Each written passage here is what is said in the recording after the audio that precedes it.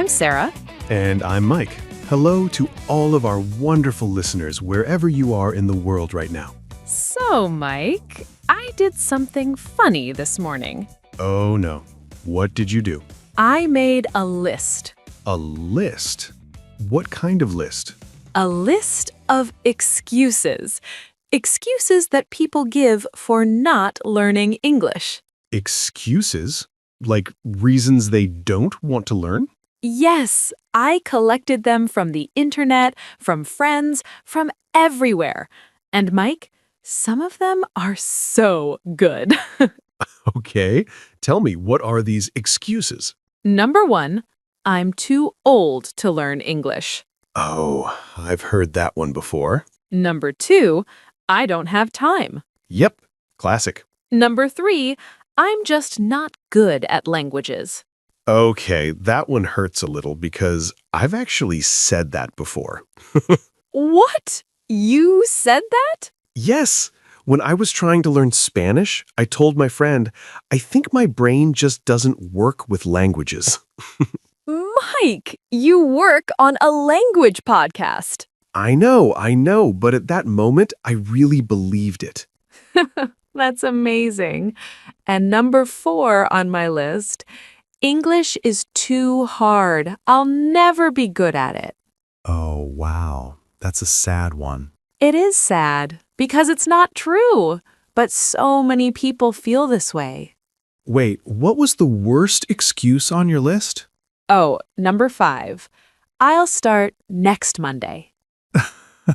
Next Monday. It's always next Monday. Exactly. Next Monday never comes. It just keeps moving forward like a ghost. I feel personally attacked right now because that's what I say about going to the gym. I'll start on Monday. And then Monday comes and I say, next Monday. We all do that. But you know what's interesting? These are all excuses. But behind every excuse, there's actually a reason. A real reason why someone wants to learn but feels scared or stuck. That's actually really deep, Mike. I have my moments. You do. And that's exactly what we're talking about today. Not the excuses, but the real reasons. Why do people learn English? What makes them start and what keeps them going? And this is important for you too, listening right now, because understanding your reason, your why, can help you so much on difficult days. So, before we go further, we want to hear from you. Why are you learning English? Tell us in the comments. Even one simple sentence is perfect. I'm learning English because... Just finish that sentence. We read every comment. And honestly, your stories make our day. They really do. Okay, Mike, let's start. Why do most people learn English? Well, I think the biggest reason is work. A lot of people learn English because they need it for their job. That's true. English is used in so many workplaces around the world now. Yeah, maybe your company has international meetings, or your boss sends emails in English, or you want a better job and they require English. And here's a useful phrase for this. You can say, English comes in handy at work. Comes in handy. I like that. What does it mean? It means something is useful when you need it. Not always, but at the right moment it helps you. Oh, so like my English came in handy when I had a meeting with a client from London. Perfect.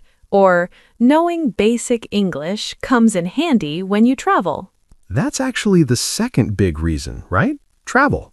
Yes, so many people learn English because they want to travel and feel comfortable. Like, imagine you're in a foreign country.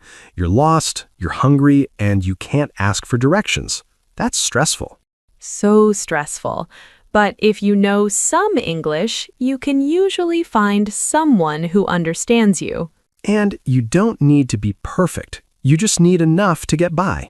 Get by. Good one. What does that mean, Mike? To get by means to manage, to survive with what you have. It's not perfect, but it's enough. So, my English isn't great, but I can get by at the airport. Exactly. Or, I know enough English to get by when I order food. You don't need a university degree, you just need enough to communicate. And honestly, most people are really kind when you try to speak their language, even if you make mistakes. Oh, absolutely. People appreciate the effort. That's what matters. Now, here's a reason that I think is really interesting. Some people learn English because of movies, music, and TV shows. Yes, I know people who started learning English just because they wanted to understand song lyrics. Me too! And that's actually called picking up English, when you learn it naturally, without a textbook, without a class, just from watching and listening. Pick up. So, I picked up a lot of English from watching Netflix. Yes, or she picked up English phrases from listening to pop music. It's natural, it's fun, and honestly, it works. It really does. I picked up so many Spanish words just from watching shows. Your brain absorbs it without you even trying. And there's one more reason that I think most people forget. Oh, what's that? Connection. Just connecting with other people. Tell me more. Well, English is spoken in so many countries. If you learn English, you can talk to people from India, from Brazil, from Germany, from Japan. That's true. English is like a bridge between cultures. Exactly. And when you can communicate with someone from a completely different country, that feeling is amazing. It's rewarding. Rewarding? What does that mean? Rewarding means it gives you a good feeling because of your effort. Like you worked hard and now you feel proud and happy about the result. Oh, I love that. Learning English is hard, but it's so rewarding when you have your first real conversation.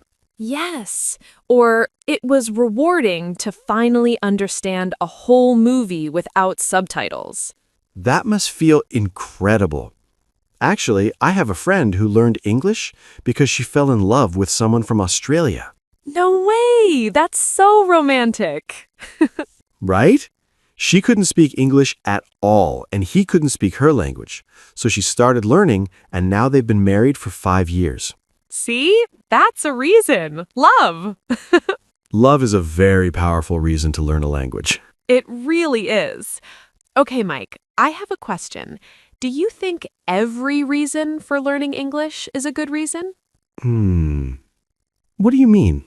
Well, some people learn English just because everyone else is doing it.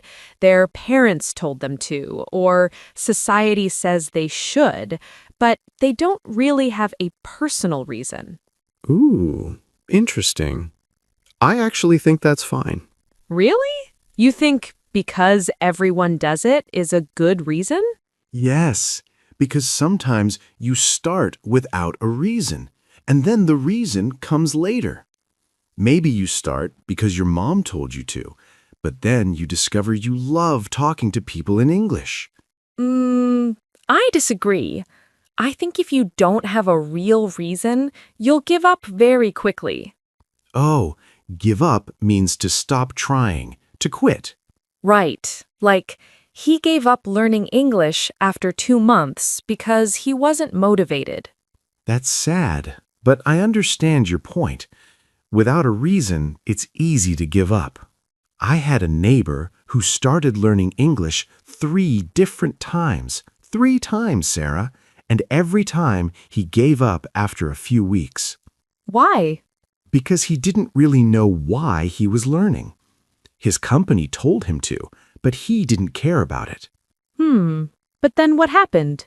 Then he met a girl online from England, and suddenly he was studying English every single day. Love wins again. See? He just needed the right reason. Okay, fine. Maybe you have a point. But I still think having a reason from the beginning is better. Agree to disagree. So, listeners, what do you think? Is because everyone does it a good reason to learn English? Or do you need a personal reason? Tell us in the comments. Sarah says yes, I say no. Who do you agree with? I bet more people agree with me. We'll see about that. Okay, but here's something we probably both agree on. Every English learner at some point hits a wall. Hits a wall, yes. That's when you reach a point where you feel like you can't move forward. You're stuck, no progress, nothing is working. Exactly. Like, I was doing great for 3 months, and then I hit a wall. Everything felt impossible. Or, it's normal to hit a wall when learning a language. Don't panic.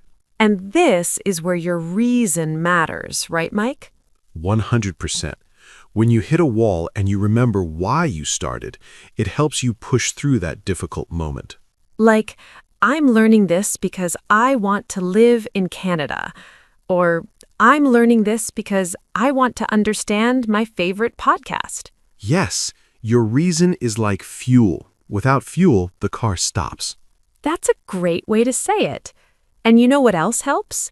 When you put in the effort every day, even just a little bit. Put in the effort. That means to work hard at something, to give it your time and energy. Right. She puts in a lot of effort to practice English every morning. Or, if you put in the effort now, it will pay off later. Oh, pay off. That's when your hard work finally gives you good results. Maybe not today, maybe not tomorrow, but eventually. All those months of studying finally paid off when I got the job. That's the dream, and it's true. Learning English is like planting a seed. You water it every day, and one day it grows. I like that. But I also want to be honest. Sometimes the motivation just disappears. Oh, totally. There are days when you think, why am I doing this? This is so hard. And on those days, some people try to wrap their head around really difficult grammar, and they just feel worse. Wrap your head around. I love this phrase. It means to finally understand something that's confusing, like your brain is trying to go around the problem until it makes sense. I can't wrap my head around the present perfect tense. It's so confusing. That's so relatable. Or, it took me weeks to wrap my head around English phrasal verbs. And my advice for those moments, don't try to learn something new. Instead, brush up on something you already know. Oh, that's smart. Brush up on means to practice something you learned before, but maybe you forgot a little bit. Like, before my trip, I brushed up on my English by watching a few podcasts. Or, I need to brush up on my vocabulary. I forgot a lot of words. Sometimes going back to easy things gives you confidence again. Exactly. You remember, oh wait, I actually know a lot, and that feels good. It's like when you feel lost, go back to the beginning. Watch an easy video, listen to a simple podcast. Like this one. Exactly like this one. We're here for your easy days and your hard days. And here's something I wish someone told me earlier. Progress is not a straight line. Some days you feel like a genius, and some days you forget the word for table. That is so true. I've seen people get frustrated because they feel like they're going backwards, but that's completely normal. It is normal. And the most important thing is, don't give up on those days. Just stick with it. Stick with it. This means to keep going, to not stop even when it's hard. I know English is difficult, but if you stick with it, you will improve. Or, the people who become fluent are the ones who stuck with it, even on bad days. And honestly, the fact that you're listening to us right now means you're already sticking with it. That's amazing. It really is. So be proud of yourself. Seriously. Okay, one more thing before we finish. I want to encourage everyone to give it a shot. Give it a shot. What does that mean? It means to try something, even if you're not sure it will work. Just try. I was nervous about speaking English, but I gave it a shot, and it wasn't so bad. Or give it a shot. You might surprise yourself. And that goes for everything.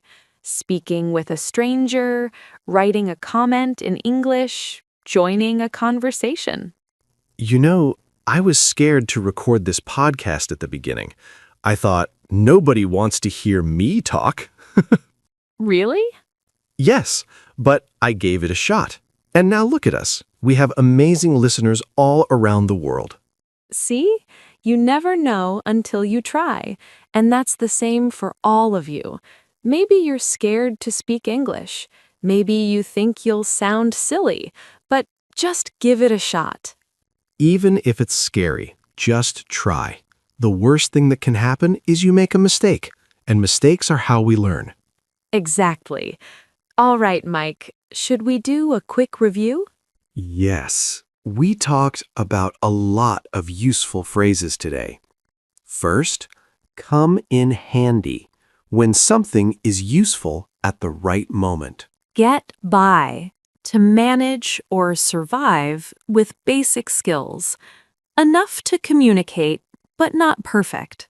Pick up, to learn something naturally without formal study. Rewarding, something that makes you feel good because of your effort. Hit a wall, when you reach a point where you can't move forward. Put in the effort, to work hard at something. Pay off, when your hard work finally gives you good results. Wrap your head around, to finally understand something confusing. Brush up on, to practice something you learned before but partly forgot. Stick with it, to keep going and not stop. And give it a shot, to try something even if you're unsure. Those are really powerful phrases for talking about learning and motivation. Now, we have a question for you, our lovely listeners.